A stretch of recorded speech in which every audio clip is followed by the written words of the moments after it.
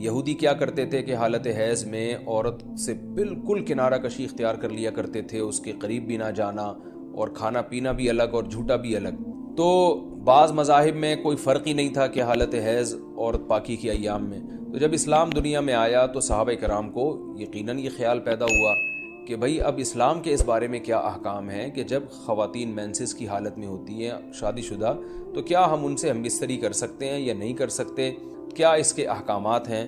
تو اللہ نے صحابہ کے سوال کو اور پھر اپنے جواب کو قرآن مجید کا جز بنا کے نازل کر دیا۔ وَيَسْأَلُونَكَ، اور یہ لوگ آپ سے سوال کرتے ہیں، عن المحیض، حیض کے بارے میں۔ تو حیض کے بارے میں سوال نہیں تھا، اصل میں سوال یہ تھا کہ حالت حیض میں زوجہ سے ہم بستری جائز ہے یا نہیں ہے، تو قرآن نے اس کی طرف اشارہ کر دیا۔ قل، اے نبی آپ ان سے کہہ دیجئے، ہوا اذن، اذن اصل میں تکلیف کو بھی کہتے ہیں، گندگی کو بھی کہتے ہیں، تو یہاں گندگی مراد ہے کہ وہ گندگی ہے۔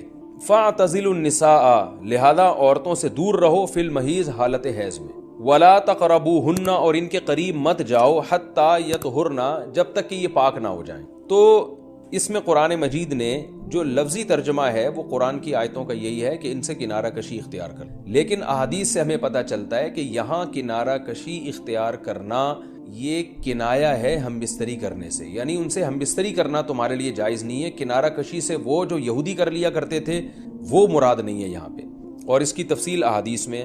تو قرآن نے چونکہ صاف لفظوں میں جماع کا ہم بستری کا ذکر نہیں کیا، تو صرف کنایوں سے کام لیا ہے قرآن مجید نے۔ فاعتزلوا النساء، ان سے اعتزال کرو، یعنی دور رہو ان سے۔ دور رہنے کا مطلب صرف دور رہنے سے یہ مراد ہے، صحیح حدیث ہے، نبی صلی اللہ علیہ وسلم نے فرمایا، اصنعوا کل شیء الا النکاح، حالت حیض میں اپنی زوجہ کے پاس تم جا سکتے ہو، سب کچھ کر سکتے ہو سوائے جماع کے۔ تو انٹرکورس جو اسے کہا جاتا ہے وہ حلال نہیں ہے۔ تو باقی نبی صلی اللہ علیہ وسلم نے فرمایا کہ ایسے کنارہ کشی کے بالکل اس کا جھوٹا نہ پیو اور بالکل دور ہو جانا، اس کی اسلام میں اجازت نہیں ہے، اور نہ بستر الگ کرنے کی ضرورت ہے۔ تو یہ سارے قرآن کے کنائے ہیں۔ کنایہ کا مطلب ہوتا ہے کہ آپ صرف اشاروں میں بات کر رہے ہیں، صراحتاً بات نہیں کر رہے۔ تو میں اس میں نقطے کی بات بھی بتاؤں گا کنایہ کیوں ہے، کہ فاعتزلوا النساء فی المحیض، عورتوں سے حالت حیض میں دور رہو، ولا تقربوہن، ان کے قریب مت جاؤ۔ تو یہ قریب جانا بھی اصل میں جماع اور ہم بستری سے کنایہ ہے، یعنی اشارہ ہے ہم بستری مت کرو۔ تو جماع کا صراحتاً ذکر نہیں کیا جا رہا، تو مراد وہی ہے، کنایہ میں بات کی جا رہی ہے۔ ایک جگہ قرآن میں آتا ہے لا تقربوا الزنا، زنا کے قریب مت جاؤ۔ تو ممکن ہے کسی کو اشکال ہو کہ وہاں تو ہم یہ کہتے ہیں کہ زنا کے قریب بھی مت جاؤ، تو وہاں قریب نہ جانے سے ہم حقیقی معنی مراد لیتے ہیں کہ بھئی زنا ایسا کام کرنا جو زنا یعنی زنا تک لے کر جاتا ہے وہ بھی تمہارے لیے حرام ہے، تو وہاں تو یہ ترجمہ کرتے ہیں۔ تو یہاں بھی وہی ترجمہ ہونا چاہیے، ولا تقربوہن، ان عورتوں کے قریب بھی مت جاؤ، یا مطلب کیا ہے کہ اس گھر میں بھی نہ رہو، اس کمرے میں بھی نہ رہو جہاں تمہاری جو بیوی رہتی ہے جو مینسز کی حالت میں ہے۔ تو یاد رکھیں وہاں چونکہ زنا کا لفظ اللہ نے صراحتاً ذکر کر دیا، کنایہ کی اب ضرورت نہیں ہے، لہذا وہاں لا تقربو کا مطلب لا تقربو ہی ہے، یعنی قریب مت جاؤ۔ تو زنا کے قریب مت جاؤ یہ کنایہ نہیں ہے، اس کا مطلب صاف کہ زنا تو دور کی بات ہے، کوئی ایسا کام بھی نہیں کرنا جو زنا کے قریب لے کے جاتا ہے، لیکن یہاں اللہ نے ہم بستری کے لفظ کا صراحتاً ذکر نہیں کیا، لہذا جہاں ذکر نہیں ہوتا تو وہاں اشارتاً ذکر کیا جاتا ہے، اور اشارتاً جب ذکر کیا ہے تو یہاں لا تقربوہن، یہ قرب سے خاص قسم کا قرب مراد ہے، اس سے مطلق قرب مراد نہیں ہے کہ کسی کے بھی قریب چلے جاتے ہیں۔ تو یہاں خاص قسم کا قرب مراد ہے، وہ قرب یہی ہے کہ مکمل جمع کرنا حالت حیض میں، اس کی اجازت نہیں دی جا رہی، لیکن اللہ نے اس کو گول مول طریقے سے کنائے کے ذریعے ذکر کیا ہے، حتی یطہرن، یہاں تک کہ وہ پاک ہو جائیں۔ تو یہ جو میں نے بتایا کہ حالت حیض میں نبی صلی اللہ علیہ وسلم سے صحیح حدیث سے ثابت ہے، اور اس پر پوری امت کا اجماع ہے، اتنی واضح احادیث ہیں بخاری اور مسلم کی اس بارے میں کہ حالت حیض میں آپ بیوی کے قریب جا سکتے ہیں، اور حیا کے خلاف مسئلہ ہے، لیکن اب ایک بات آ گئی تو میں بتا دوں کہ اس کی تفصیل فقہاء نے بیان کی ہے کہ جو ناف سے لے کر گھٹنوں تک جسم پہ کوئی کپڑا ڈال دیا جائے اور پھر باقی زوجین ایک دوسرے سے جو ہے وہ ریلیشن قائم کر سکتے ہیں باقی باڈی کے ذریعے، لیکن یہ کہ جو مکمل جمع ہے وہ حلال نہیں ہے اور وہ سخت گناہ ہے۔ آگے اللہ نے ارشاد فرمایا فَإِذَا تَطَهَّرْنَا، پس جب وہ مکمل پاک ہو جائیں، فَأْتُوهُنَّ، تو پھر تم ان کے پاس آؤ۔ اب یہ بھی دیکھیں ان کے پاس آؤ یہ کنایہ ہے جمع سے، یہ نہیں کہ آپ کی زوجہ جو ہے وہ جب حیض سے پاک ہوئی ہے تو آپ اب اس کے پاس جا کے چائے پی سکتے ہیں، وہاں بیٹھ کے کھانا کھا سکتے ہیں، یہ مراد نہیں ہے، یہ سب کنایہ اور اشارتاً قرآن بات کر رہا ہے۔ فَأْتُوهُنَّ، تو ان کے پاس آؤ، یعنی مطلب ان سے تم جمع کر سکتے ہو، جمع کرو ان سے، من حیث امرکم اللہ، ایسے جیسے اللہ نے حکم دیا ہے۔ تو اس سے پتہ چلتا ہے کہ جمع کا ایک ناجائز اور حرام طریقہ بھی ہے اور ایک جائز طریقہ بھی ہے۔ تو قرآن بتا رہا ہے کہ جائز طریقے سے تم جمع کر سکتے ہو، ناجائز طریقے سے جمع نہیں کر سکتے۔ وہ جائز اور ناجائز کیا ہے وہ میں انشاءاللہ بتاتا ہوں۔ ان اللہ، بے شک اللہ تعالیٰ، یحب التوابین، توبہ کرنے والوں سے بھی محبت کرتا ہے، ویحب المتطہرین، اور تطہر جو ہے نا، یاد رکھیں، دیکھیں یہاں دو لفظ استعمال ہوئے ہیں، ایک استعمال ہوا ہے طہورا یطہرو حتی یطہرنا، اس کا مطلب ہوتا ہے پاک ہو جانا، اور ایک ہوتا ہے تطہرنا، باب تکلف ہے، یعنی تھوڑا تکلف سے پاک ہونا، اہتمام کر کے۔ ایک پاک تو یہ ہے کہ بس چلو بھی پاک ہو گئے، ایک ہے کہ بہت یعنی پاک صاف رہنے کی بڑی کوشش کرنا۔ تو جو صفائی پسند لوگ ہوتے ہیں نا، وہ جب تک صفائی کا خبط ان کے اوپر سوار نہیں ہو جاتا اور تکلف نہیں کرتے، اس وقت تک پاک صاف وہ رہتے نہیں ہیں۔ تو اس لیے اللہ تعالیٰ نے تکلف کے ساتھ طہارت کا حکم دیا۔ تو اسی وجہ سے بہت سے علماء کہتے ہیں کہ اس سے حالت حیض کے بعد غسل کرنا مراد ہے، کہ اگر عورت کے 10 دن سے پہلے حیض آنا ختم ہو جائے تو عورت پر پھر واجب ہو جاتا ہے کہ وہ باقاعدہ غسل کر کے اپنے آپ کو پاک صاف کرے۔ تو یہی مراد ہے اس سے۔ اللہ نے فرمایا فَإِذَا تَطَهَّرْنَا، جب وہ مکمل پاک ہو جائیں، فَأْتُوهُنَّ مِنْ حَيْثُ أَمَرَكُمُ اللَّهُ، تو پھر اس طرح آؤ ان کے پاس جیسے اللہ نے حکم دیا۔ بے شک اللہ تعالیٰ محبت کرتا ہے توابین، توبہ کرنے والوں سے، وَيُحِبُّ الْمُتَطَهِّرِينَ، اور خوب تکلف کے ساتھ پاک صاف رہنے والوں سے۔ تو توبہ اور تطہر کا تذکرہ کیا۔ توبہ روحانی طہارت کو کہتے ہیں، اور جو تطہر ہے وہ جسمانی طہارت کو کہتے ہیں۔ یعنی اسلام یہ چاہتا ہے کہ آپ روحانی طور پہ بھی پاک صاف رہیں اور جسمانی طور پہ۔ روحانی پاکی کیا ہے کہ اگر آپ سے کوئی گناہ ہو جاتا ہے تو رو دھو کے اللہ کو منا کے راضی کر لیں، تاکہ دل جو گندا ہوا ہے وہ بھی صحیح ہو جائے۔ اور جسمانی پاکی یہی ہے کہ جسم پہ کوئی گندگی لگی ہے تو وہ پاک ہو جائے۔ تو اس میں اللہ نے حالت حیض میں عورت کو بھی حکم دیا کہ وہ بھی نہا دھو کے پاک ہو جائے جب حیض سے پاک ہوتی ہے، اور مرد کو بھی حکم دیا کہ حالت حیض میں تم گندگی کی حالت میں جمع مت کرو بیوی کے ساتھ، خون میں لت پت ہو جائے گا انسان، اور یہ گندگی ہے تو اللہ تعالیٰ پاک صاف رہنے والوں کو پسند کرتے ہیں۔ تو جو حالت حیض میں بیوی سے جمع کرتا ہے، اس کا مطلب وہ پاک صاف آدمی نہیں ہے، وہ گندگی کے وقت میں اس کے قریب جا رہا ہے، تو یہ بھی غلط ہے۔ اور اگر خدا نخواستہ کسی سے ایسا ہو گیا ہو تو اللہ نے توبہ کا حکم دیا کہ توبہ کر کے اللہ کو مناؤ، کیونکہ روحانی طور پر جو گندگی ہوئی ہے اس سے بھی تمہیں پاک رہنا ضروری ہے۔ تو اللہ کو اچھے لوگ، پاکیزہ لوگ پسند ہیں۔ تو حالت حیض کی آیتوں کے بعد اللہ نے یہ اس لیے حکم دیا تاکہ اس عمل کے دوران گندگی میں ملوث نہ ہونا پڑے، اور یہ حکمت بھی اللہ نے بیان کر دی کہ حالت حیض میں جمع سے ہم تمہیں اس لیے منع کر رہے ہیں کہ اللہ کو پاک صاف لوگ پسند ہیں، گندگی میں انوالو ہونے والے، ملوث ہونے والے لوگ اللہ کو پسند نہیں ہیں۔ میں پھر علمی نکات کے تحت انشاءاللہ اس کی مزید جو ہے وہ ڈیٹیل بیان کروں گا جب علمی نقطے بیان کروں گا۔ آگے اللہ نے ارشاد فرمایا نساؤکم حرث لکم، تمہاری عورتیں تمہارے لیے بمنزلہ کھیت کے ہیں۔ حرث عربی میں کھیت کو کہتے ہیں، تو بمنزلہ کھیت کے ہیں۔ جیسے بیج ڈالا جاتا ہے کھیت میں اور اس سے پیداوار بڑھتی ہے، تو عورت کی جو ایک حیثیت ہے، نیچر نے جو اس کی ایک حیثیت متعین کی ہے، وہ بھی ایک نسل بڑھانے کا ذریعہ ہے، جس میں مرد کا جو اسپم ہے وہ بطور بیج کے ہے اور جو اولاد ہے وہ ایک پیداوار کی۔ تو اللہ نے یہ یاد رکھیں، اس آیت کو نا بہت سارے غیر مسلموں نے عورت کے خلاف بہت نیگیٹیوٹی پھیلائی ہے کہ دیکھو اسلام عورت کی توہین کرتا ہے، اس کو کھیتی سے تعبیر کرتا ہے۔ تو کچھ لفظ کسی اور زبان میں جب وہ جاتے ہیں نا تو وہ توہین کا معنی دیتے ہیں۔ عربی میں جو حرث کا معنی ہے یہ تعظیم کے لیے ہے، توہین کے لیے نہیں ہے۔ اردو میں جو کھیتی کا معنی ہے وہ توہین کے لیے استعمال ہوتا ہے۔ کھیتی یعنی جو پاؤں میں روندی ڈالنے والی، اور زمین جو ہے نا پاؤں میں گویا روندی، اس کو روندا جا رہا ہے، تو اس لیے اس کا اردو میں بالکل اسی طرح جو لوگ ترجمہ کر دیتے ہیں کہ عورتیں تمہاری کھیتیاں ہیں، تو یہ ترجمہ میرا خیال ہے اس لیے درست نہیں ہے کہ اردو میں اس کا مفہوم ہی چینج ہو جاتا ہے۔ یعنی گویا ایک عزت کے لیے جو لفظ اللہ نے استعمال کیا وہ ذلت کا ذریعہ بن جاتا ہے۔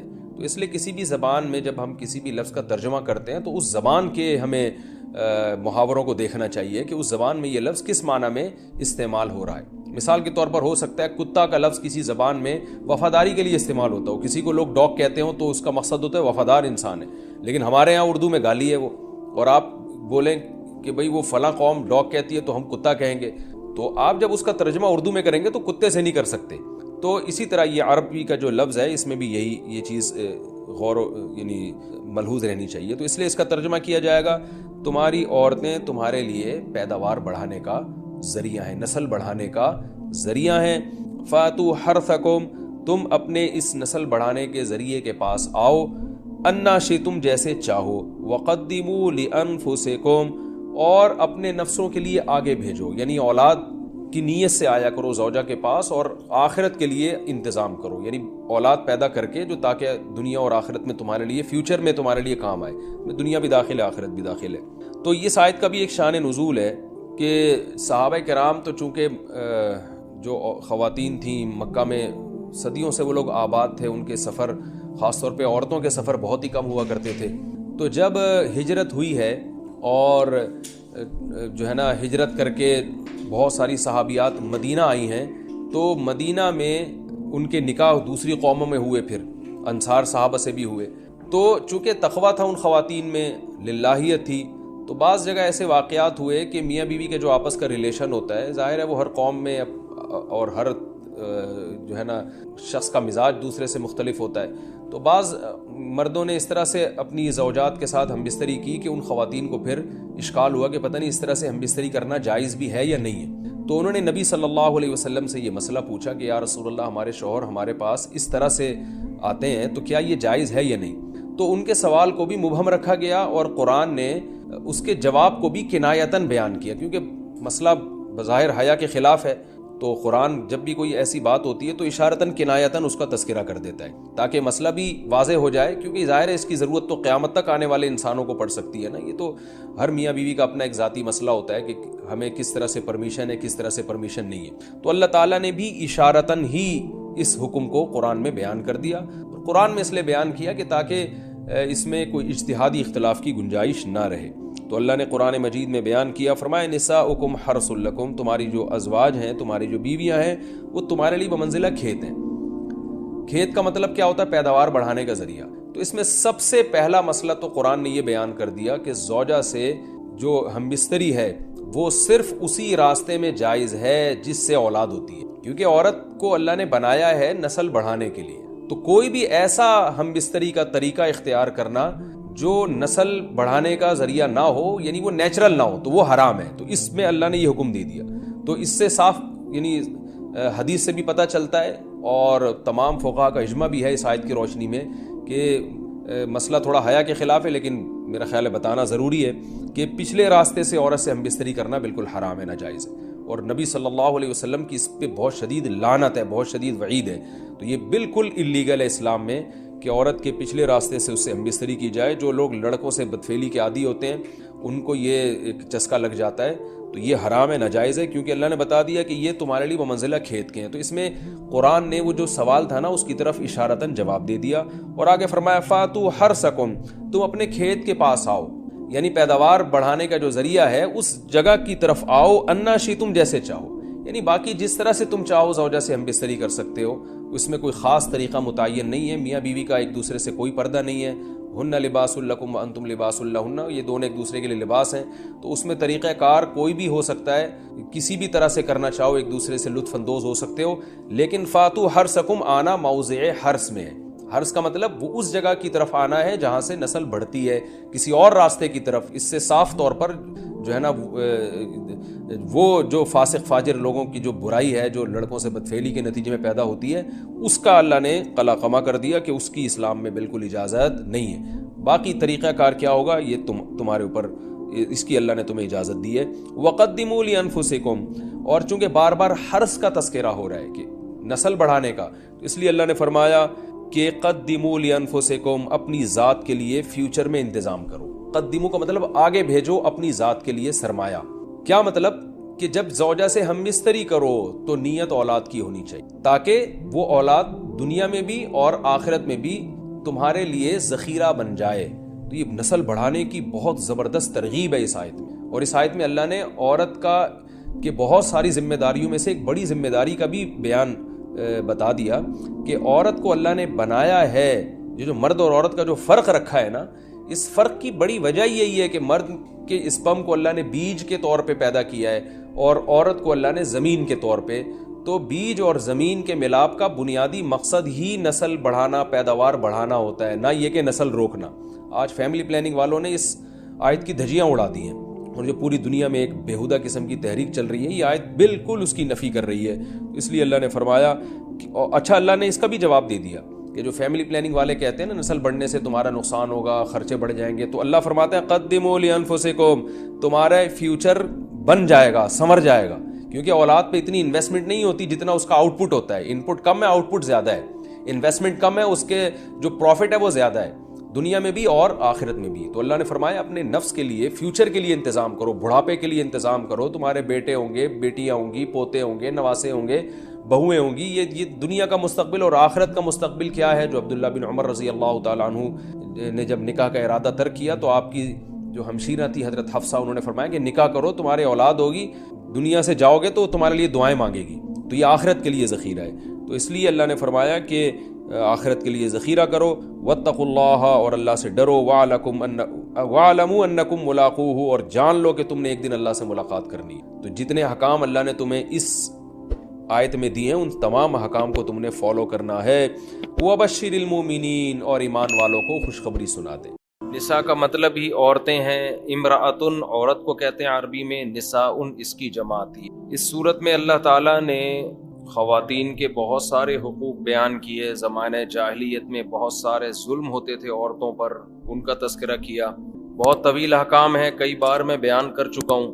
اور خاص طور پر میاں بیوی کے آپس کے رہن سہن کے معاملات، پھڈا ہو جائے تو کیا کرنا ہے، کیسے نمٹانا ہے اس کو. اس میں ایک بہت اہم صورت ہے وَإِنْ خِفْتُمْ شِقَاقَ بَيْنِهِمَا، میاں بیوی میں کسی طرح بن نہ رہی ہو تو فَبَعْثُوا حَكَمًا مِّنْ أَهْلِهِ، ایک بندہ جو بندے کا تو بندہ ہو، ٹھیک ہے نا، وہ شوہر کی طرف سے، اور ایک بندہ لڑکی والوں کی طرف سے. دو بندے مل کے بیٹھیں اور دیکھیں کہ ان میں غلطی کس کی ہے. سمجھتے ہیں؟ اللہ فرماتے ہیں اِن یریدا اصلاحا، اگر میاں بیوی واقعی اصلاح چاہتے ہوں گے. بعض دفعہ غلط فہمیوں کی وجہ سے بڑے مسائل کھڑے ہو جاتے ہیں، دونوں صحیح ہوتے ہیں پھر بھی لڑ رہے ہوتے ہیں. بدگمانیاں، غلط فہمیاں بہت پھیلائی جاتی ہیں نا معاشرے میں. شوہر اگر محبت زیادہ دے گا تو عورت سمجھتی ہے کہ یہ میرا یہ نہیں غلام ہے، یا اس میں کچھ ٹیکنیکل فالٹ ہے کوئی اس کے اندر. وہ اگر تھوڑا استغنا دکھائے گا تو وہ الٹا سمجھے گی. خیر بہت سارے حکام ہمارے رہ جاتے ہیں اگر ہم ایک ہی چیز کو ڈیٹیل میں لے کے چلیں.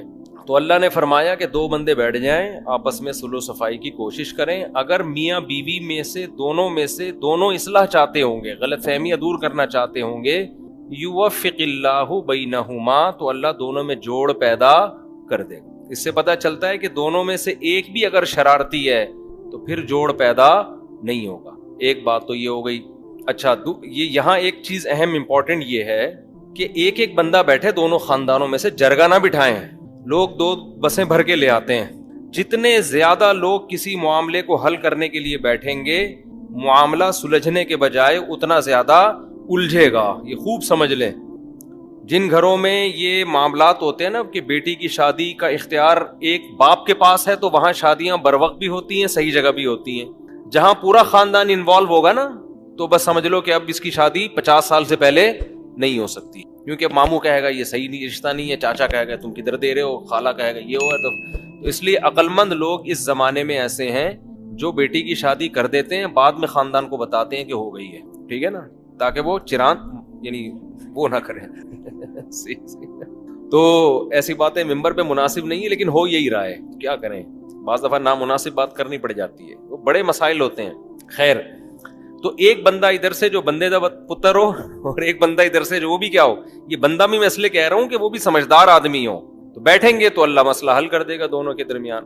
اس سے بھی یہ پتہ چلتا ہے کہ اللہ تعالیٰ یہ نہیں چاہتے کہ فوراً طلاق کی طرف جاؤ. اللہ پہلے گھر کو بسانا چاہتے ہیں. ایک اور حکم جو سورہ نساء میں بیان ہوا، بعض دفعہ یہ بھی ہوتا ہے کہ میاں بیوی ایک دوسرے سے حقوق لینے کی کوشش کر رہے ہوتے ہیں مگر کوئی دے نہیں رہا ہوتا. یہ اس کے حقوق میں گڑبڑ کر رہا ہے یا وہ اس کے حقوق میں. تو اللہ نے پھر ایک آپشن بیچ کا یہ بھی دیا ہے کہ بھائی طلاق سے بہتر ہے کہ صلح کر لو آپس میں. صلح کا مطلب کچھ حقوق سے دستبردار ہو جاؤ. بعض دفعہ یہ ہوتا ہے کہ شوہر کو بیوی سے نفرت ہے، وہ نہیں چاہتا کہ میں اس کے پاس آؤں، جب بھی آتا ہوں پھڈا ہوتا ہے. وہ کوئی ایسی بات کہہ دیتی ہے جس سے اس کی کھوپڑی گھوم جاتی ہے. میں یہ قرآن کی تفسیر ہی بیان کر رہا ہوں. لوگ مجھے کہتے ہیں آپ قرآن کی تفسیر کے علاوہ باتیں کر رہے ہوتے ہو. یہ قرآن کی آیت ہے نا، وَإِنِ امْرَأَةٌ خَافَتْ مِنْ بَعْلِهَا نُشُوزًا أَوْ إِعْرَاضًا، اسی کی تفسیر ہے. تفسیر کا مطلب یہ ہوتا ہے کہ اپنے الفاظ میں اس کو ڈیفائن کیا جائے. اگر میں وہ قرآن کی آیتیں ہی پڑھوں گا وہ تفسیر تو نہیں ہوئی نا. تو تفسیر تو میں اپنی مثالوں سے, تفسیر کا مطلب کیا ہے, اس کو ڈیفائن کرنا. ڈیفائن ہمیشہ انسان اپنے الفاظ میں کرتا ہے, اپنے زمانے کے عرف کو دیکھ کر, اپنے زمانے کے لوگوں کو دیکھ کر, اس زمانے کی مثالیں دے کر ڈیفائن کرے گا. ڈیفائن یہ نہیں ہوتا کہ وہی آیتیں ہی پڑھنا شروع کر دوں میں. اب نیوٹن کا قانون آپ کے ٹیچر نے آپ کو پڑھایا کہ جو چیز متحرک ہے وہ ہمیشہ متحرک ہی رہے گی. نیوٹن نے ہی فرمایا تھا نا یہ, او کما قال نیوٹن. نیوٹن نے فرمایا تھا کسی اور نے فرمایا تھا؟ بھائی ہم نے اسکول میں پڑھا تھا, جو چیز ہل رہی ہے نا وہ ہمیشہ ہلتی چلتی رہے گی جب تک روکنے والا نہ ہو, جو رکی ہوئی ہے وہ ہمیشہ رکی رہے گی جب تک دھکا دینے والا نہ ہو کوئی اس کو. یہ نیوٹن کا قانون تھا. آپ نے لا پڑھا دیا, اب بچے کہہ رہے ہیں کہ سر آپ اس کو ڈیفائن کریں. آپ نے ڈیفائن میں وہی لا دوبارہ پڑھ کے سنا دیا. کہیں گے سر اس کو ڈیفائن کریں. آپ کہہ رہے ہیں میں ڈیفائن ہی تو کر رہا ہوں, وہی قانون آپ دوبارہ پڑھ کے سنا رہے ہیں. ہر عمل کا رد عمل ہوتا ہے, ہر ایکشن کا ری ایکشن ہوتا ہے, اس کی اسپیڈ اتنی ہوتی جتنے ایکشن کی اسپیڈ ہوگی, ٹھیک ہے نا. ابے بھائی یہ تو لا ہے نا. اب آپ ٹیچر سے کہیں گے آپ بتاؤ, تو ٹیچر اپنے الفاظ میں بتائے گا. ٹیچر کہے گا دیکھو یہ ایک گیند ہے, یہ دیوار پہ مارو گے, جتنی فورس سے مارو گے اتنی ہی فورس سے واپس آئے گی. اب آپ کہو سر ہم نے آپ کو نیوٹن کا قانون پڑھانے کا گیند اور بلے کی مثالیں دینے کے لیے نہیں کہا. یہ میرے بیان کے ساتھ لوگ کمنٹس میں حشر کر رہے ہوتے ہیں کہ ان کو تفسیر کے نام پہ پتہ نہیں کیا چیزیں پڑھا رہے ہیں لوگوں کو. میں کمنٹس پڑھتا ہوں, جب بھی یہ تراویح والے بیانات کے بھی کمنٹس پڑھتا ہوں, میں ایسے نہیں ہو جاتا غافل کہ لوگ کیا کر رہے ہیں کہ بس ہم نے بیان اپلوڈ کر دیا ایسی کی تیسی جو جس پہ گزر رہی ہے. میں عموماً کمنٹس پڑھ رہا ہوتا ہوں کہ تبصرہ کیا ہے, لوگوں کا فائدہ ہو رہا ہے, نقصان ہو رہا ہے. اس میں بعض دفعہ مجھے میرے اصلاح کی چیزیں بھی مل جاتی ہیں. بعض کمنٹس ایسے ہوتے ہیں وہ نیگیٹو ہوتے ہیں لیکن ہوتے صحیح ہیں, تو مجھے آئندہ سدھرنے کا موقع مل جاتا ہے, تو میں وہ کمنٹس دیکھتا ہوں. بعض تو ایسے خاندانی کمنٹس ہوتے ہیں, اسکرین شاٹ لے کے اپنے پاس سیو کر لیتا ہوں, سمجھتے ہو. تو انسان کو پتا ہونا چاہیے اس کی بات کا معاشرے پہ کیا اثر پڑ رہا ہے. دیکھو اچھا ڈاکٹر آپ کا علاج کرے گا, ایک ہفتے کی دوا دے کے کہے گا رپورٹ پیش کریں ہوا کیا اس دوا سے, فائدہ ہوا کہ نقصان ہو. پھر وہ مناسب سمجھے گا تو ہفتے بعد دوا چینج کر دے گا, نہیں تو اسی دوا کو باقی رکھے. اور جو 2 نمبر ڈاکٹر ہوگا پکڑا کے بولے گا بھاڑ میں جائے, مادہ فاسدہ نکل جائے بس کسی طریقے سے, اس کا پیٹ صاف ہو جائے, مرے جیے ہماری غرض. تو اس لیے میں کمنٹس دیکھتا ہوں, لوگوں کے تبصرے پڑھتا ہوں. تو لوگ بہت سے یہ تبصرہ کر رہے ہوتے ہیں کہ تفسیر کا لیکچر ہے اور اپنی زیادہ چلا رہے ہوتے ہیں. تو اپنی کچھ بھی نہیں ہوتی اس میں, آیت قرآن کی ہوتی ہے, مثالیں ہم آج کے زمانے کے لحاظ سے. تبھی تو پیغمبر صلی اللہ علیہ وسلم کو بھی اللہ نے کیا قرآن میں فرمایا کہ اے نبی آپ قرآن ان کے سامنے پیش کریں پھر اس کو بیان بھی کریں. تو نبی نے اپنے الفاظ میں بیان کیا ہے, اس زمانے کے حساب سے مثالیں دی ہیں. سمجھتے ہو کہ نہیں سمجھتے؟ تو اب دوسرا, پہلا حکم تو بتا دیا نا, دونوں میں پھٹا ہو تو کیا کرنا ہے. ہم الٹا کر رہے ہوتے ہیں دونوں میں پھٹا ہوتا ہے تو تیلی لگا کے پھٹے کو بھڑکا رہے ہوتے ہیں. سورہ نساء میں اللہ نے یہ بھی بیان کیا, لا خیر فی کثیر من نجواہم الا من امر بصدقۃ او معروف او اصلاح بین الناس. اکثر لوگوں کی سرگوشیوں میں خیر کی باتیں نہیں ہوتی. اس کو آپ دوسرا حکم سمجھ لیں. وہ تیسرا, میں جو دوسرا تھا وہ تیسرے نمبر پہ بیان کرتا ہوں. دوسرا حکم کیا ہے؟ اللہ فرماتے ہیں کہ جب لوگ آپس میں سرگوشی کرتے ہیں, چھپ چھپ کے باتیں کرتے ہیں, ان باتوں میں اکثر خیر کی باتیں نہیں ہوتی. کتنی خاندانی آیت ہے یار. کیا مطلب؟ جب لوگ ممبر پہ بیٹھ کے بات کر رہے ہوں گے, کھلے عام تقریریں کر رہے ہوں گے, اسٹیج پہ خطاب کر رہے ہوں گے, ساری پازیٹیو باتیں, ساری جوڑنے والی باتیں, فساد والی باتیں نہیں. آپ مجھے ووٹ دیں, میں سچا پاکستانی, یہی ہوتا ہے نا. مولوی صاحب بھی تقریر کر رہے ہوں گے, زبردست اصول کی پابندی کرو, یہ کرو, بیوی کے حقوق, بچوں کے حقوق. قرآن کہتا ہے لیکن جب چپکے چپکے آپس میں جو سرگوشیاں ہوتی ہیں نا, ان میں خیر کی باتیں کم ہوتی ہیں, ان میں لڑانے کی باتیں زیادہ ہوتی. آپ ساس سے تقریر کروا لینا خواتین کے حقوق پر, بہو کے حقوق پر 1 گھنٹہ تقریر کریں گی ساس, لیکن چپکے سے کسی کوئی خاتون جائیں اور ساس سے پوچھیں کہ آپ کی بہو مارکیٹ میں کیسی چل رہی ہے, پھر دیکھو چپکے سے جو بات کرے گی نا کان میں, سوائے وہ ساسیں جو میرا بیان سن رہی ہیں, ایسی لڑائی کی باتیں کریں گی. بہن کیا بتاؤں, ایسی نالائق بہو مجھے ملی ہے, کم بخت 12 بجے تو سو کے اٹھتی ہے, وہ 12 بجے تک سوتی رہتی, کسی کام کی نہیں ہے, اور میرا بیٹا جورو کا غلام بنا ہوا ہے. لڑوانے والی باتیں. بہو سے بھی کروا لو تقریر, ساس کے حقوق پر پورے خطوط لکھ دے گی, کتابیں بھر دے گی, لیکن چپکے سے جب بات کرے گی اپنے شوہر کے کان میں تو اس کی کان میں اس کی ماں کے خلاف نفرت بھر رہی ہوتی ہے، سوائے ان بہوؤں کے جو میرا بیان سنتی ہیں، یہ ہر دفعہ بریکٹ میں لگانا پڑتا ہے۔ تو اسی طرح بہن سے پوچھ لو، کھلے عام پوچھو سب کے سامنے مجمع میں، تو بہن بتائے گی بھابھیوں سے بلا وجہ نفرت کرتے ہیں لوگ، گھر میں مل جل کے رہنا چاہیے، وہ بھی کسی کی بیٹی ہے جو تمہارے گھر چل کے آئی ہے۔ لیکن آپ کبھی چھاؤں میں لے جا کے اپنی بہن سے پوچھیں، چھاؤں میں لے جا کے اپنی بہن سسٹر سے بولیں ذرا ادھر سائڈ پہ آ جاؤ، وہاں تو سب بیٹھے ہوئے تھے نا، ذرا ادھر چھاؤں میں آ جاؤ، تم سے ایک بات کرنی ہے، چھاؤں میں آ کے ذرا بتاؤ میرے کان میں میری بیگم کیسی ہے، بتاؤ کان بھرے گی کہ نہیں بھرے گی، بولو نا۔ اکثر لوگ مجھے بتاتے ہیں کہ ہمارا اپنی بیوی کے ساتھ بڑا اچھا رویہ ہوتا ہے، بیوی کا ہمارے ساتھ، ہم دونوں ایک دوسرے کی خامیاں برداشت کرتے ہیں، ہنسی خوشی زندگی گزرتی ہے، مجھے پتا ہے میری بیوی میں کیا گڑبڑ ہے، بیوی کو پتا ہے میرے شوہر میں یہ ٹیکنیکل فالٹ ہے، چلو آپس میں کمپرومائز انہوں نے کر لیا۔ لیکن جب بہن آئے گی ہمارے گھر میں رہنے کے لیے، پھڈا میرا بیوی کے ساتھ ہوتا ہے، بہن کے ساتھ نہیں ہوتا۔ پھڈا کس کے ساتھ ہوتا ہے؟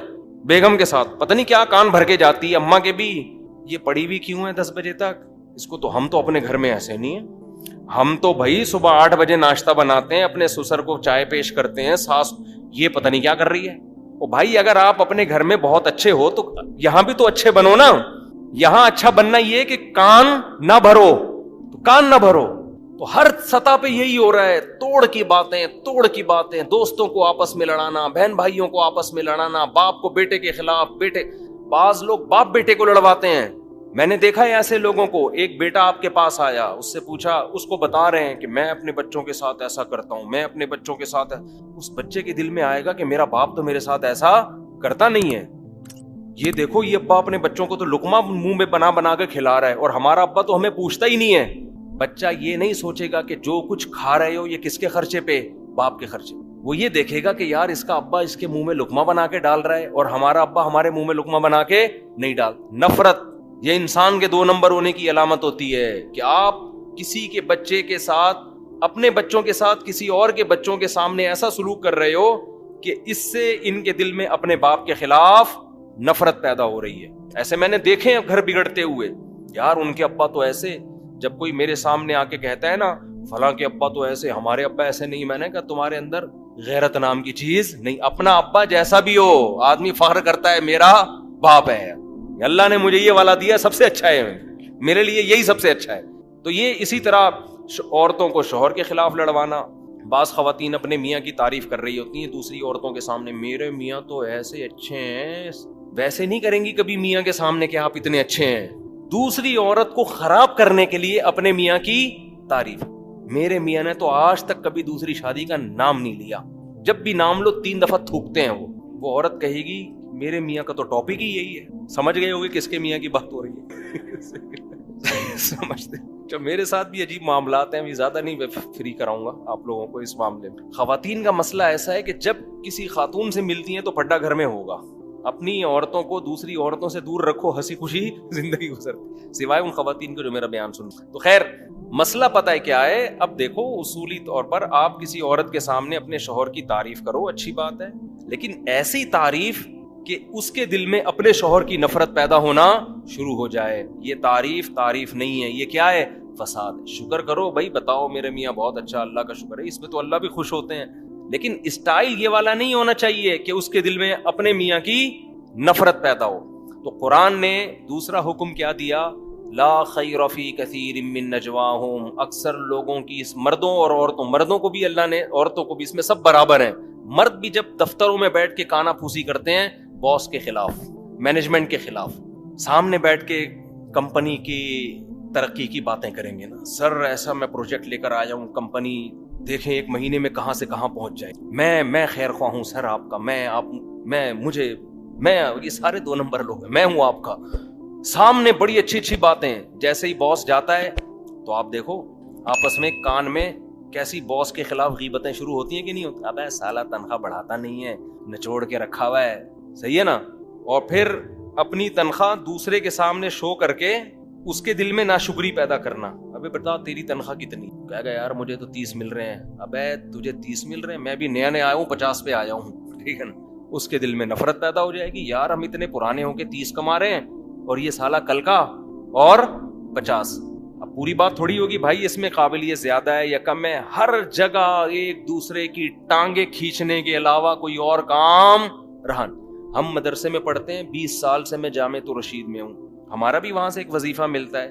اللہ کا شکر ہے میرے ساتھ 20 سال سے جو اساتذہ ہیں, مجھے کسی کے وظیفے کا تنخواہ کا نہیں پتا اس کو کتنی مل رہی ہے, نہ ان کو میرے بارے میں پتا ہوگا. ہمیں اس سے غرض ہی نہیں ہوتی بھائی اس کو 1 کروڑ ملے, 20 کروڑ ملے, 5 روپے ملے, 10 ملے, یہ ان کا معاملہ اور انتظامیہ کا. ہم نے یہ دیکھنا ہے ہمارا گزارا اس میں ہو رہا ہے کہ نہیں ہو رہا, پتہ ہی نہیں ہوتا الحمدللہ ہمیں. تو دوسروں کے معاملات میں ٹانگ اڑانے کی کوشش نہ, اس سے فساد پھیلتا ہے معاشرے میں. میں نے ایک واقعہ سنایا تھا نا, میں ایک موبائل کی دکان پہ گیا, اب تو یہ ساری چیزیں رہ گئی ہیں, جب سے مشہور ہوا ہوں کہیں جانے کے قابل ہی نہیں رہا, ورنہ اتنا مزہ آتا تھا. تھوڑا گھومتے پھرتے بھی تھے نا, تو موبائل کی شاپ پہ گیا تو وہاں موبائل ٹھیک کروانے گیا. ایک بندہ کیا کر رہا ہے, جو بیٹھا ہوا ہے نا وہاں موبائل ٹھیک کرنے کے لیے, وہ ٹھیک کر رہا ہے. دوسرا جس کا بیچنے پہ لگایا ہوا تھا وہ اس کا کام آ کے دیکھ رہا ہے یہ ٹھیک کیسے کر رہا ہے.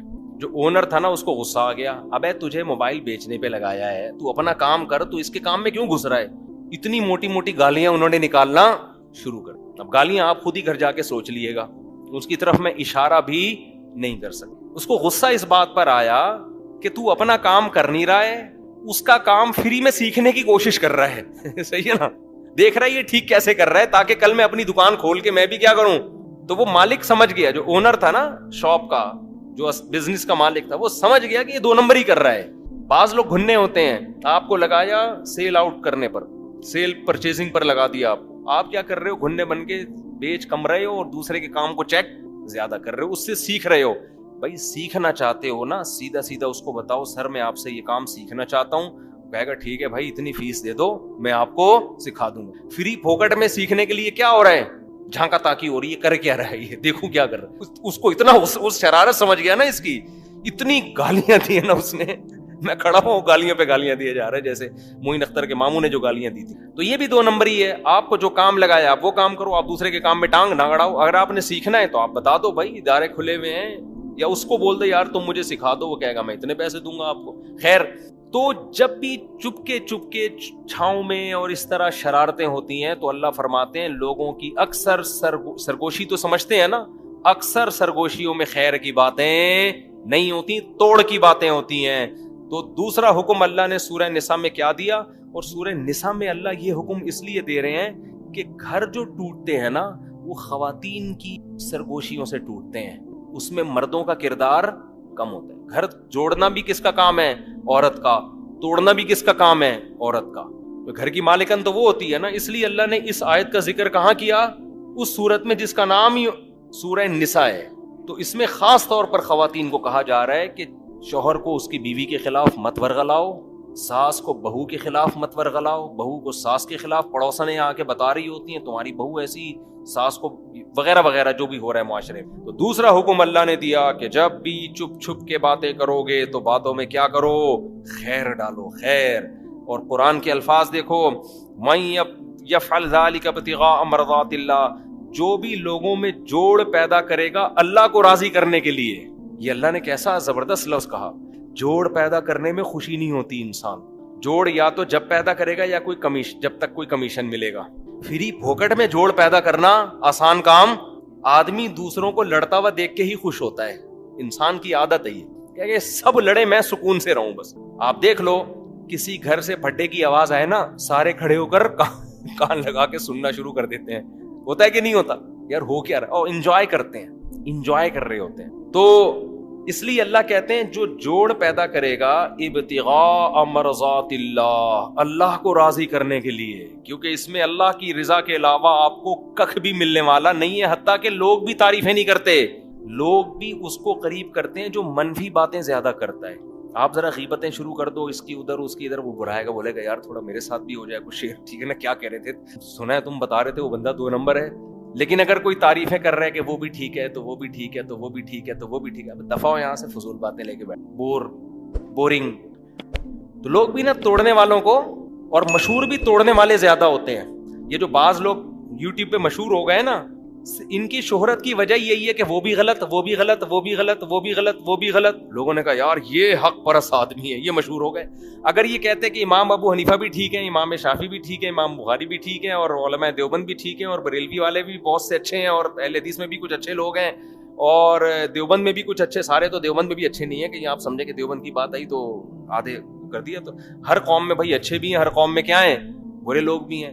تو اب بجائے اس کے کہ برے لوگوں کی برائیوں کو ہائی لائٹ کیا جائے، ان کے نظریات کو بیان کر دو نا. نام لے لے کے فلاں آدمی نے یہ ارشاد فرمایا، الو کا پٹھا 1 نمبر کا، فلاں آدمی نے یہ کہا ہے 2 نمبر. ابے بھائی یہ کہنے کی کیا ضرورت ہے؟ آپ بولو یہ نقیدہ کیا ہے، یہ برا ہے. دیکھو قرآن کیا کہہ رہا ہے، وَلَا تَسُبُّوا الَّذِينَ يَدْعُونَ مِن دُونِ اللَّهِ. ان کے بتوں کا نام لے لے کے برا مت کہو، انتقام کی آگ بھڑکے گی ان میں. یہ بتاؤ کہ اللہ کے سوا جتنے معبود ہیں کیا ہیں، باطل. جب آپ اسپیسیفک لوگوں کے نام لے لے کے فلانا ایسا فلانا ایسا، تو اس سے جاہل لوگ تو بہت خوش ہو جاتے ہیں، لیکن جو معاشرے میں تعمیری کام کرنا چاہتے ہیں وہ سمجھ جاتے ہیں کہ اس سے معاشرے میں تعمیر کا کام نہیں ہوگا، اس سے تخریب کاری، فرقہ واریت بڑھے گی. اور کمال یہ ہوتا ہے کہ ایسے فرقہ پرستوں پہ لیبل لگا دیا جاتا ہے فرقہ واریت کے خلاف بڑا مؤثر کام کر رہے ہیں. یہ ایسا ہی ہے جیسے زرداری نے تقریر کہی تھی کہ جب غریب کو بھوکا دیکھتا ہوں مجھے افسوس ہوتا ہے. بندر بھی ہنسے تھے اس کے اوپر. تو ایسے لوگوں کو جب لوگ کہتے ہیں نا فرقہ واریت کے خلاف بہت اچھا کام کر رہے ہیں، تو جنگل کے بندروں کے سامنے اگر آپ جا کے کہیں گے وہ بھی ہنسیں گے، گدھے بھی ہنسیں گے. اگلے دن ہنسے گا گدھا، لیکن ہنسے گا ضرور، اس کو سمجھ میں دیر سے بات آتی. خیر، تو جوڑ کی بات تو قرآن میں کیا کہتا ہے، جو اللہ کے لیے یہ کام کرے گا فَسَوْفَ نُؤْتِيهِ أَجْرًا عَظِيمًا، ہم اسے بہت بڑا اجر عطا فرمائیں، بہت بڑا اجر عطا. 2 حکم بیان ہو گئے. تیسرا حکم، بہت سارے حکام رہ جاتے ہیں اس لیے ذرا اسپیڈ میری آج زیادہ ہے. تیسرا حکم جو میں بیان کر رہا تھا، جو دوسرے نمبر پہ بیان کر رہا تھا، وہ تیسرے نمبر پہ، کہ اگر میاں بیوی آپس میں ایسی ان کی بن رہی ہے کہ ایک دوسرے کو دیکھنا ہی پسند نہیں کر رہے، مسئلے حل ہی نہیں ہو رہے کم وقتوں کے. میاں گھر میں آتا ہے، بیگم ایسی بات کرتی ہے کہ 2-2 فٹ غصے سے اچھلنا شروع کر دیتا ہے، واپس چلا جاتا ہے کہ میں آیا کیوں. یا شوہر میں کوئی ایسا فالٹ ہے کہ عورت کو وہ بالکل بھی اچھا نہیں لگ رہا، کوئی بھی وجہ ہو سکتی ہے اس کی، بدبو بہت ہے. بعض ایسے بھی میاں مارکیٹ میں ہیں، خواتین جب میں فون اٹھایا کرتا تھا بتاتی تھی ہمارے میاں صفائی کا خیال نہیں کرتے، کہتی وہ ادھر ہی پڑا رہے بس اس دوسرے کمرے میں. تو کوئی بھی وجہ ہے تو طلاق سے بہتر کیا ہے، ایک آپشن اللہ نے دیا، صلح کا راستہ اختیار کر لو. کچھ حقوق ایک دوسرے سے دستبردار ہو جاؤ. سمجھتے ہو کیا ہو جاؤ؟ دستبردار. مثال کے طور پر آپ جب گھر میں جاتے ہو، کسی کی بیوی بہت ہی بد اخلاق ہے، بعض ہوتی ہیں جب بات کریں گی آدمی کی کھوپڑی تمیز سے بات ہی نہیں کرتی، جو خواتین بیان سن رہی ہیں ان کے علاوہ. بعض دفعہ مرد ایسے ہوتے ہیں بدتمیز 1 نمبر کے، جب آئیں گے یہ ہڑی ہڑا شروع کر دیں گے. اب ڈر یہ ہے کہ یار اگر یہ دونوں اسی طرح چلتے رہے نا تو ان میں ڈیورس لازمی، ورنہ یہ ایک دوسرے کو مار دیں گے جان سے. تو ایسی صورت میں کمپرومائز کا راستہ اختیار کیا جائے. کیا راستہ اختیار کیا جائے؟ شوہر یہ کہہ سکتا ہے بھائی تمہارے اخلاق ایسے میں سے میں افورڈ نہیں کر پا رہا. جب گھر میں آؤ پڈا ہوتا ہے، اب ڈیورس دوں گا مجھے بھی نقصان ہے اور تمہیں بھی. مجھے کیا نقصان ہے بھائی، مجھے ٹھیک ہے تم خوبصورت ہو یا کوئی اچھا خاندان ہے تمہارا، مجھے مرد جب طلاق دیتا ہے تو اس کو بھی دوبارہ ملنا آسان. بد اخلاق ہے لیکن خوبصورت اتنی ہے کہ لٹو ہوئے ہیں وہ، اس کے اوپر نا لٹو ہوئے ہیں، کہہ رہے ہیں بھائی یہ ہے. ہوا ایسا ایک صاحب کی بیوی بڑی خوبصورت تھی، بس وہ بد اخلاق بہت تھی، انہوں نے طلاق دے دی. دوسری خوش اخلاق بہت ملی مگر ان کو پسند ہی نہیں آ رہی. وہ کہہ رہے یار وہ بد اخلاق اچھی تھی یار، کہہ رہے مجھے اچھی نہیں لگ رہی ہے بالکل. خیر ہم نے ان کو سمجھایا کہ اس کو گزارا کرو، اللہ کا شکر ہے وہ خوش ہیں، بچے ہیں ان کے. تو ایسی کنڈیشن میں آپس میں کیا کیا جائے، فلا جناح علیہما ان یصلحا بینہما صلحا. آپس میں کیا کر لو، سلو کسے کہتے ہیں؟ کچھ حقوق لو، کچھ حقوق چھوڑ دو. دوسری شادی میں عموماً اس کی ضرورت پڑ جاتی ہے. اب ایک ہمارے دوست تھے ڈیفینس میں، ان کی پہلی بیوی کیا تھی وہ میں بتاؤں گا تو وہ پکڑے جائیں گے، لوگ سمجھ جائیں گے ان کی بات ہو رہی ہے. وہ بہت ہی اعلیٰ خاندان کی، اتنی اعلیٰ خاندان میں بتاؤں آپ کو تو آپ کہیں گے واقعی یہ بہت ہی اونچا خاندان ہے، لیکن وہ پکڑے جائیں گے اس لیے میں نہیں بتا رہا. میں تو نہیں چاہتا نا کوئی رنگے ہاتھوں پکڑا جائے. ٹھیک. اب کیا ہے کہ پیسہ بہت ان کے پاس، بالکل ینگ جوان آدمی. ڈیفینس ہی میں ایک خاتون ہو گئی جوانی میں بیوہ، 2 بچے بھی بیچاری کے. ینگ لڑکی 23-24 سال کی 2 بچوں کے ساتھ کیا ہو گئی، بیوہ. ہمارے معاشرے میں کوئی سر پہ ہاتھ رکھنے والا نہیں ہو، سمجھتے ہو، کوئی پرسان حال نہیں ہے، زندگی برباد. یا تو وہ برائی کی طرف جائے. وہ صاحب میرے پاس آئے، کہنے لگے بھائی میں اس سے نکاح کرنا چاہتا ہوں. وہ بھی راضی ہے میں بھی راضی. لیکن اگر میرے خاندان کو پتا چلا تو میری بوٹیاں اتنی بنائیں گے نا کہ کتوں کو بھی, یعنی اتنی بوٹیاں بنائیں گے کہ کراچی کے اگر کتوں میں ان کے, میں اپنے الفاظ میں بیان کر رہا ہوں, سب کو کافی ہو جائیں گی. وہ اتنا خطرناک ڈینجرس خاندان ان کا. میں تو کوشش یہی کرتا ہوں بھائی بتا کے کرو, مار دیں گے نا مر جاؤ. انہوں نے کہا واقعی مار دیں گے. بعض دفعہ تو خواتین دھمکیاں دے رہی ہوتی ہیں نا, تیری ٹانگیں توڑ دوں گی. بچوں کو ٹانگیں تھوڑی توڑتی ہیں, بچوں کو نہیں صبح شام خواتین دھمکیاں دیتی تیرے دانت توڑ دوں گی, تیری زبان کاٹ دوں گی. اب یہ تھوڑی ہوتا ہے کہ واقعی کاٹ دیں. بعض دفعہ وہ کہوں بھائی یہ نہیں ہو سکتا. تو میں نے کہا پھر کسی ایسے کو کرنے دو جو پراپر اس کے حقوق ادا کرے. انہوں نے کہا کوئی تیار ہی نہیں ہو رہا کرنے کے لیے. نہیں ہوتے تیار مرد, بیان سنتے ہیں, انجوائے کرتے ہیں, پتلی گلی سے نکل جاتے ہیں بس. اب لڑکی کی ایج آہستہ آہستہ خراب ہوگی, اس کے بچوں کو سہارا چاہیے. خاندان والے بھی ہاتھ پیچھے کھینچ لیتے ہیں, کہتے ہیں جاب کرو. بس ہر ایک کے پاس اب حل کیا ہے, جاب کرو. ایسی لڑکیوں کو جاب میں خطرہ زیادہ ہوتا ہے. ہر شخص کو پتا ہوتا ہے اس کا شوہر نہیں ہے, بیوہ ہے یا طلاق یافتہ ہے, سب گندی نگاہیں ڈالتے ہیں. ایسی شدید مجبوری میں دیکھو, یہ نارملی ایسا نہیں ہے. نارملی تو یہ کہ جب کریں گے تو پراپر حقوق ادا کریں اس کے.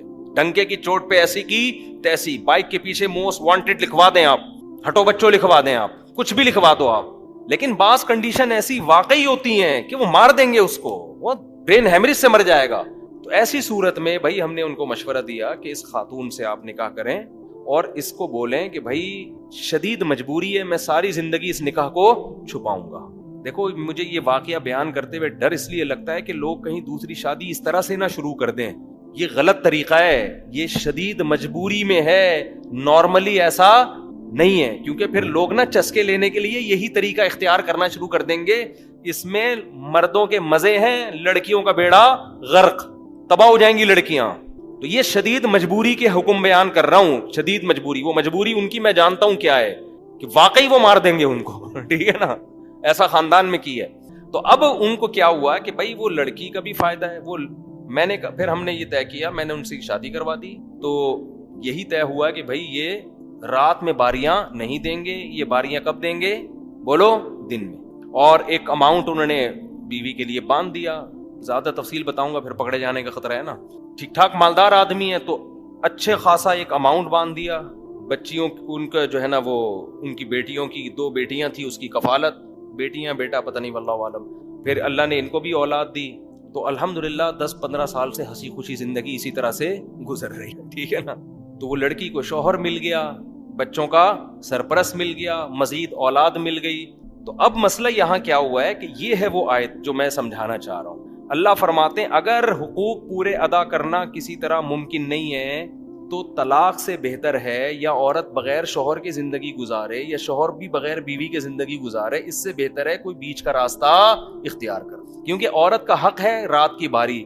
اگر وہ اپنے حق سے دستبردار ہو جائے, انہوں نے پہلے بتا دیا بھائی میں رات کی باری نہیں دے سکتا, کیونکہ رات جب مارکیٹ سے شارٹ ہوں گا تو پکڑا جاؤں گا میں. سمجھتے ہو کہ نہیں سمجھتے؟ تو اب کیا ہے کہ وہ اچھا جب ان کے اولاد ہوئی, میں نے کہا بھائی اس بچے کو نادرا میں رجسٹرڈ کرواؤ اس کو. اب وہ ان کے انتقال کے بعد بچہ آ رہا ہوگا کہ یہ میرے ابا کا جنازہ ہے, مجھے بھی وراثت میں حصہ چاہیے, یہ میرے ڈاکومنٹس. سمجھ میں آ رہی ہے بات؟ اب ہر خاتون ڈیفینس میں پریشان ہوگی کہیں میرے شوہر کے بارے میں تو نہیں. ڈیفینس میں ہر عورت کا دل اب لرز رہا ہوگا کہ کہیں یہ میرے میاں کے بارے میں بات تو نہیں ہو رہی. تو ہو سکتا ہے گلشن اقبال میں ہو ڈیفینس, میں نے پیار سے کہہ دیا ہو گلشن اقبال کو. ہو سکتا ہے کراچی میں نہ ہو, یہ اسلام آباد کا واقعہ بیان کر رہا ہوں. تو ڈیفینس کی کوئی خاتون پریشان ہونے کی کوشش نہ کریں. اور یہ دیکھو کہ اس خاتون کا گھر بھی بس گیا, برائی سے بھی بچ گئی, بچوں کو سرپرست بھی مل گیا. اب بعض دفعہ جب کیونکہ نکاح میں نے پڑھایا تھا تو ان خاتون کا فون آیا, مجھے رات کی باری چاہیے, میرے میاں کو مجبور کریں, یہ کیسا میاں ہے, دن میں آتا ہے رات میں مارکیٹ سے شارٹ. میں نے ان کو سمجھایا, میں نے کہا زیادہ مجبور اس کو کرو گی نا آپ تو میاں لیس ہو جاؤ گی. اس سے بہتر نہیں ہے کہ بالکل ہی میاں کے بغیر زندگی سے بہتر نہیں ہے ایک عدد میاں مل گیا.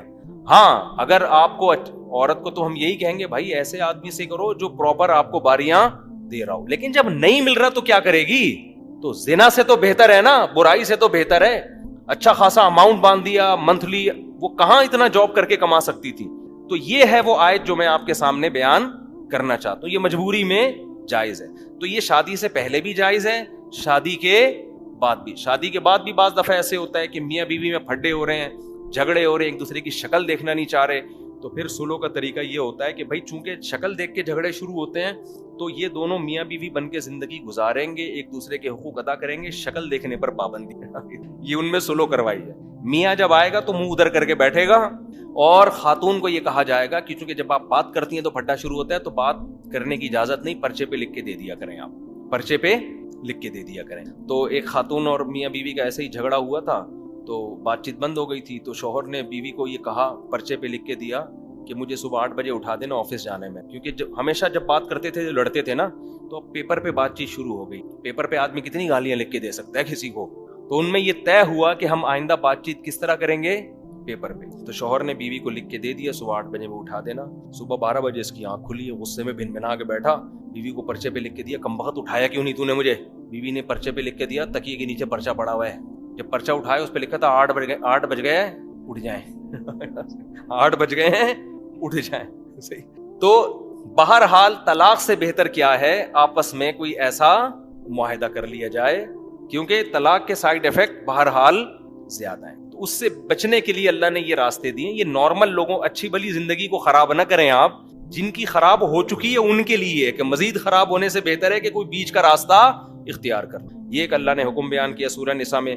اچھا, اور بھی بہت سارے احکام ہیں سورہ نساء میں. یتیم کا مال کھانے پر بہت شدید وعیدیں ہیں.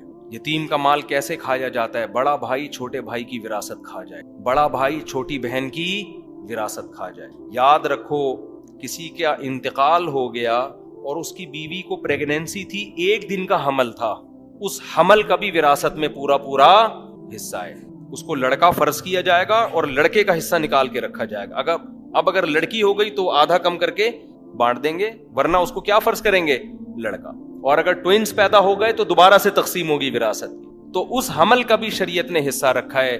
وراثت کے احکام میں آج بہت زیادہ کوتاہی ہے. عام طور پر بعض علاقوں میں ایسا ہوتا ہے کہ بڑا بھائی وہ باپ کی ساری وراثت پہ قبضہ کر کے اس کو جیسے چاہے اڑاتا رہتا ہے, چھوٹوں کو پتہ ہی نہیں ہوتا, ان کو عید بقرعید پہ بس کھلایا پلایا جا رہا ہوتا. اور بہنوں کا حصہ تو گاؤں دیہاتوں میں تو رواج ہی نہیں ہے بہنوں کا حصہ دینا. تو قرآن نے یہاں عورت کی وراثت کھانے کو منع کیا.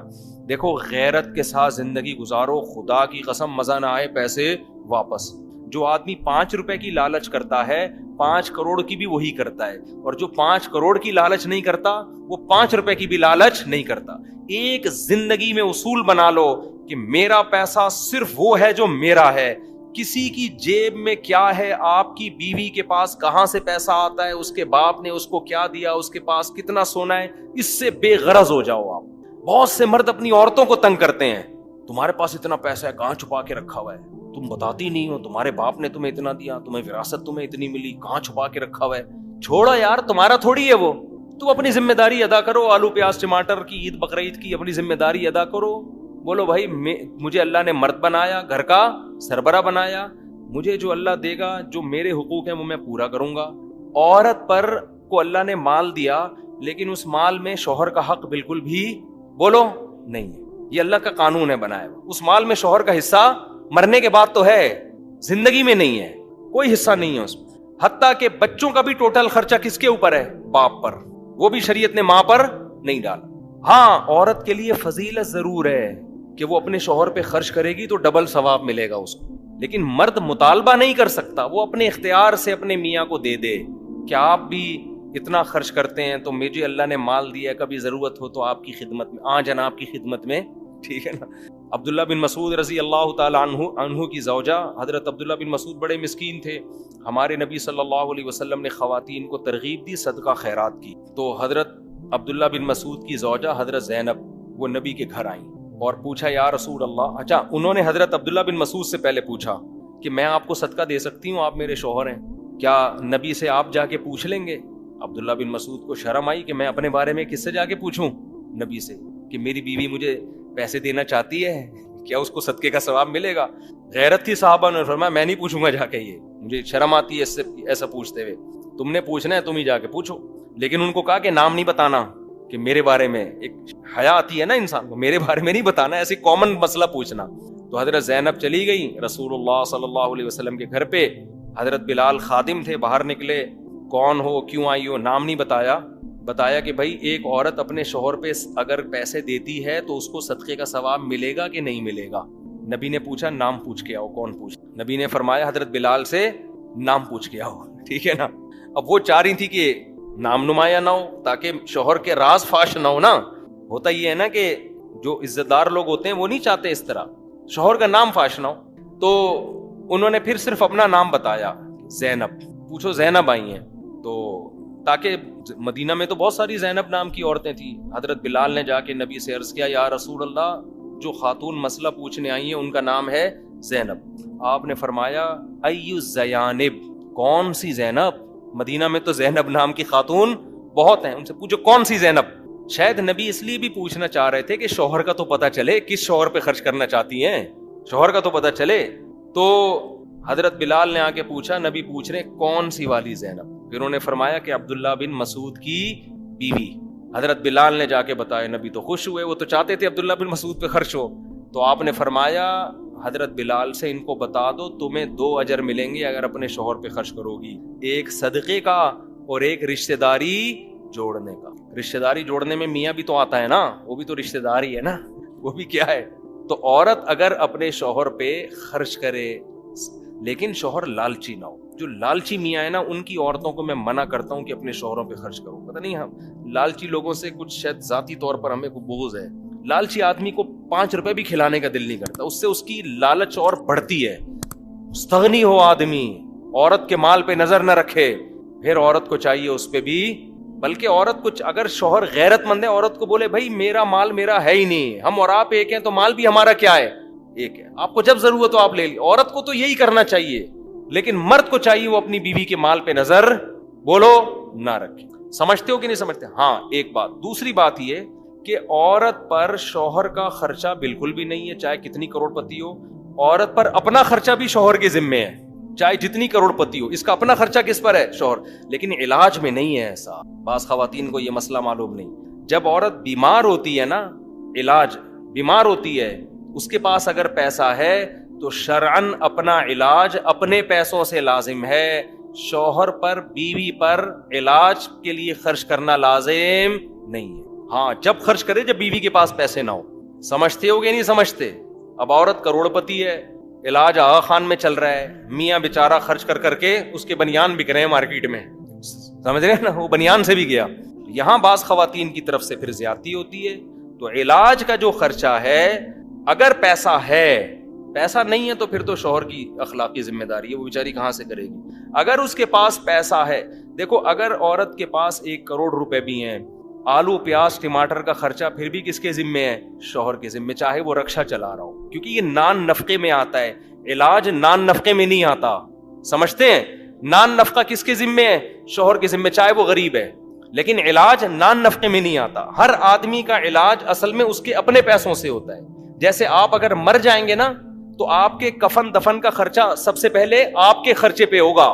تبھی وراثت میں تھے سب سے پہلے کیا نکالا جاتا ہے؟ کفن دفن کا خرچہ.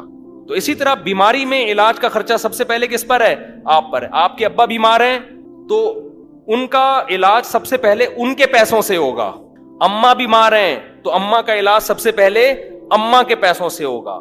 بھائی بیمار ہے تو بھائی کا علاج سب سے پہلے بھائی کے. آپ بیمار ہیں تو آپ کا علاج سب سے پہلے آپ کے پیسوں سے. وہ ختم ہو جائیں پھر ادھر ادھر تعاون ہوگا. تو یہ بھی ایک اہم ترین مسئلہ ہے جو ہماری خواتین کو معلوم نہیں ہے. ایک افراط و تفریط ہے نا. یورپ میں شوہر اپنی بیوی کو 5 روپے کی چائے بھی نہیں پلاتا، اور ہمارے یہاں پورا ہی نچوڑ لیا جاتا ہے میاں کو. تو اعتدال اس میں ضروری ہے. تو اس لیے خواتین کو بولو کہ جب علاج ہونا تو پھر پہلے اپنے